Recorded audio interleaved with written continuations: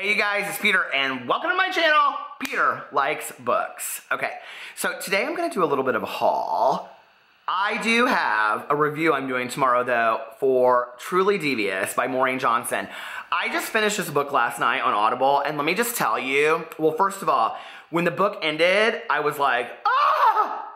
Because it's part of a series, but I'm okay with it being part of a series because it is so good, you guys. It is so good. I'm like, this is the kind of series I can get behind. It's like a murder and detective series, but for young adult. It's so good.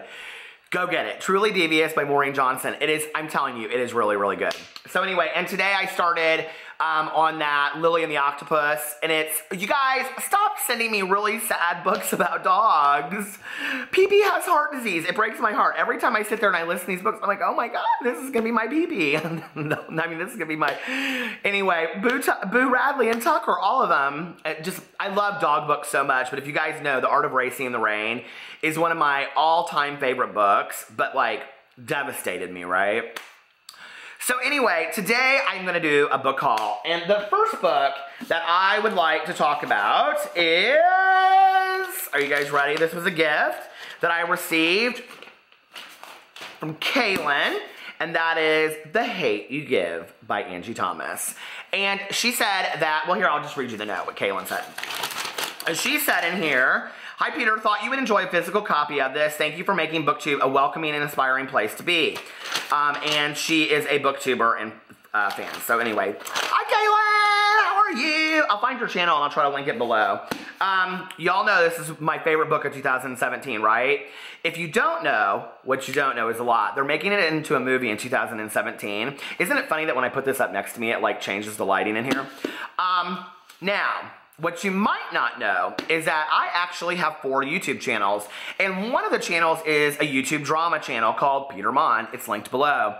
Yesterday, I did a somewhat controversial video on there, and kind of worked with Dylan the Reader 5, who I just think is one of the most amazing booktubers of life.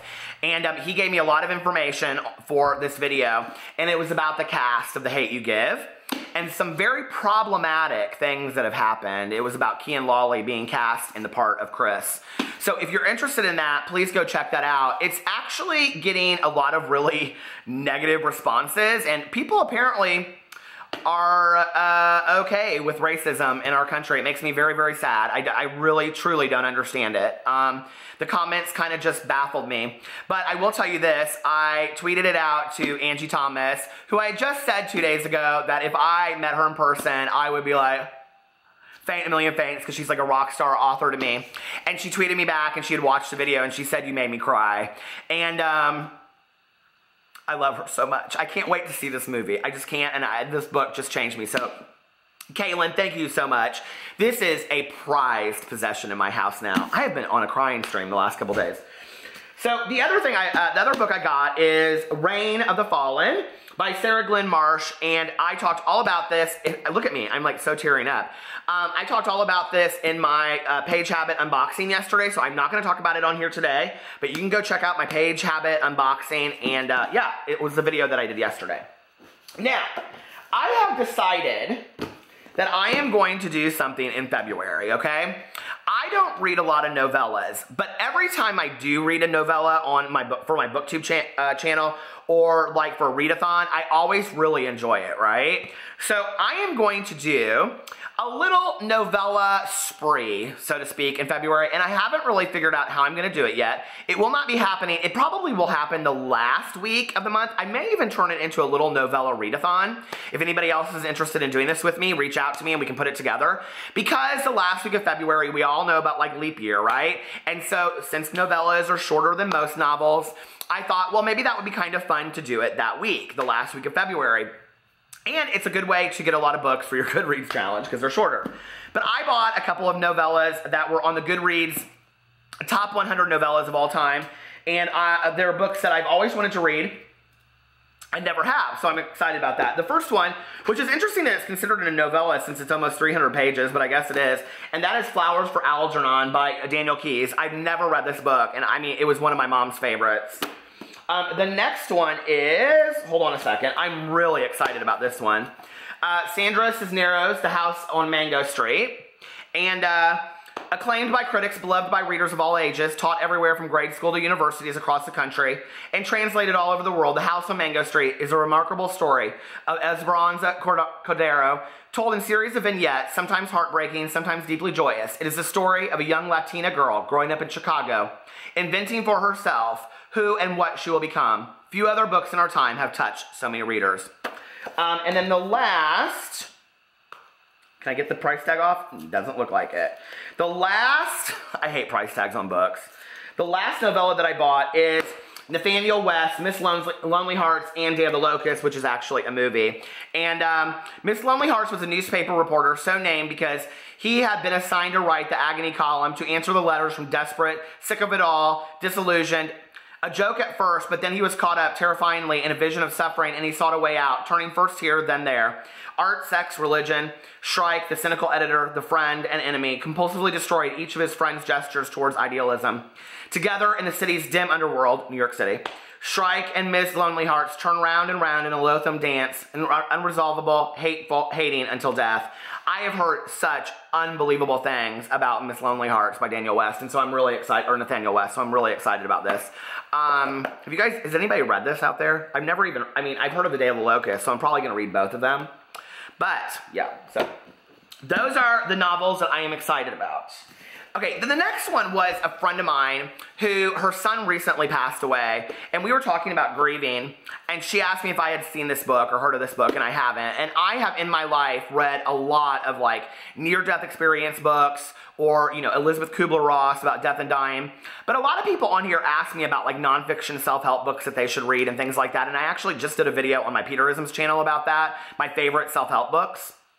But I don't often talk about it on here, which is funny because that's what I have dedicated the majority of my life to doing, you know? And so she and I were talking, and we were talking about, like, really important books that helped us through grief. And she told me, she goes, you have to go get this book. This book is phenomenal. So I went and got it. It was at Target. It was $14.39. I don't know how I remember that, but I do. And that is 7 Lessons from Heaven. How Dying Taught Me to Live a Joy-Filled Life by Mary C. Neal, MD. And it's about a woman that fell into the water. And it says, in this inspired follow-up to her breakaway bestseller, To Heaven and Back, Dr. Mary Neal shares untold stories about her encounter with Jesus and powerful insights about how the truth of heaven can make each day on earth magnificent. And whether you believe or don't believe in things like that, or a religious or spiritual person, or you're not, and whatever you believe in, I think to read this, you know, might be somewhat comforting. I haven't started it yet, but my friend, who is not hyper-religious, said that it brought her so much, like, serenity. And I asked her, I said, should I read the first book? She goes, no, read the second one first, and then go back and read the first one, because this one is much better. So, 7 Lessons from Heaven by Mary C. Neal. Excited about that one. I need to start that one soon. Okay, the next book... I could not believe Half Price Books had so many copies of this book. I was really surprised. But Damien Tariquez and I, I'm sorry, Damien, you know I always mispronounce your name. But anyway, I always ask my husband, and then he says it to me, and then I don't hear it back, so I don't have it stuck in my head. Okay, he decided, he picked it off my Goodreads. I was like, could you have picked a shorter book, please? I mean, this book is like 10,000 pages. No, this book is, here, let me see how many pages it is. 500 pages. Seriously? I don't like long books. Okay, so anyway, and that is The Shadow of the Wind by Carlos Ruiz Zafón. And the #1 bestseller. It is supposed to be fantastic. Hidden in the heart of the old city of Barcelona is a cemetery of forgotten books, a labyrinth library of obscure and forgotten titles. To this library, a man brings his 10-year-old son Daniel one cold morning in 1945. Daniel is allowed to choose one book, and from the dusty shelves pulls The Shadow of the Wind by Julian Carax. But as Daniel grows up, several people seem inordinately interested in his find. What begins as a case of literary curiosity turns into a race to find out the truth behind the life and death of Julian Carax and to save those left. It sounds really great. I mean, really it does. But I have been told by a lot of people that Zafón's young adult books are actually better than his adult books. So, okay. Now, this is how bookstagrammers affect me. I am obsessed with several bookstagrammers. Why can I not think of this guy's name? Anyway, there's one, and if I remember, I linked it in a video not too long ago, but he is a good-looking man, but on top of that, his pictures are just always, like, beautiful bookshelves, and it's too much. It's gorgeous. It makes me feel shitty about my bookshelves. But he had in his bookshelves, and I've meant to pick this up forever, I never have, The Invention of Hugo Cabret by Brian Selznick. And I've been meaning to, it's so pretty, isn't it? I just feel like, did I just already do a video like this? I'm just like going through this and I'm like, did I just show this? I feel like I just showed this in a video. Did I show this in a video? Have I lost my mind and I just did a haul like 2 days ago and I don't remember it? If I did, you guys, I apologize, but I don't know. But anyway, I started with this book and I think it says now a major motion picture, which I haven't seen. I think that it was up for like an Academy Award too, wasn't it? And there was a second one too in the series, or not in the series, but by the same author. I think they're beautifully done, like with that pointure and stuff. I know I talked about this in a video. Where did I talk about it? Well, anyway, if I did, I apologize. But that's my end of January big book haul. So I hope you guys enjoyed that. And I will be back tomorrow with my review of Truly Devious. And probably also a review of Lily and the Octopus because I'm almost done with it and I started it today because it's so sad. Anyway, it's really, really good though. I love it. All right, you guys, I love you and I will talk to you later. Bye.